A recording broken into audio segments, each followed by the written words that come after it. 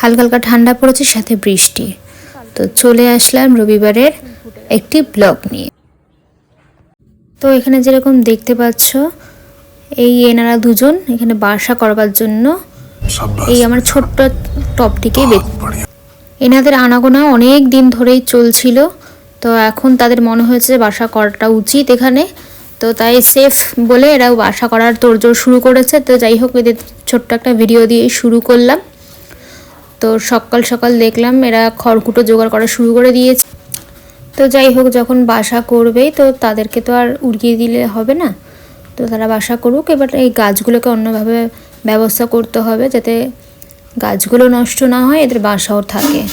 তো সকাল থেকে এদের কাজকর্ম দেখলাম, কারণ ছিল নো কুকিং সানডে। কারণ দুপুরবেলা ছিল আমার এক ছোট্টবেলার বান্ধবী, মানে ছোট্টবেলার থেকে আমরা বড় হয়েছি একসাথে, একই স্কুলে পড়াশুনো করেছি। তো সেই বান্ধবীর ছেলের অন্নপ্রাশন, রাত্রে ছিল আমার এক ভাইয়ের রিসেপশন। তো এতদিনের ব্লগে আপনারা নিশ্চয়ই জেনেই গিয়েছেন যে রবিবার সকালের কি কাজ থাকে। মেয়ের থাকে ক্যারাটে স্কুল, তো এনাদেরকে দেখে তারপরে মেয়েকে নিয়ে চলে গেলাম ক্যারাটে স্কুলে দিতে। তারপর বাড়ি এসে কিছু ব্রেকফাস্ট করলাম। তো মেয়েকে তারপরে ক্যারাটে স্কুল থেকে নিয়ে আসলাম, ওকেও খাইয়ে দিলাম।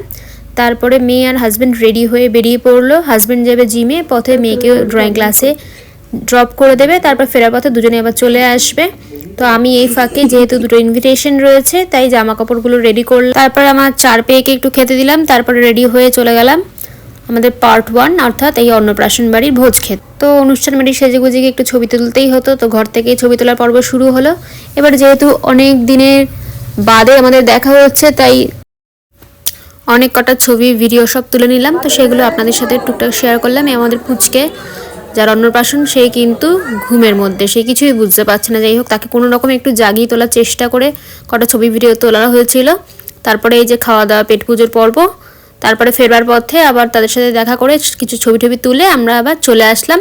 কেন কি একটু রেস্ট না নিলে আমাদের পার্ট 2 যাবো কেমন করে, তাই রেস্ট নিয়ে আবার রেডি হয়ে গেলাম পার্ট 2 অর্থাৎ ভাইয়ের বউ ভাতের জন্য।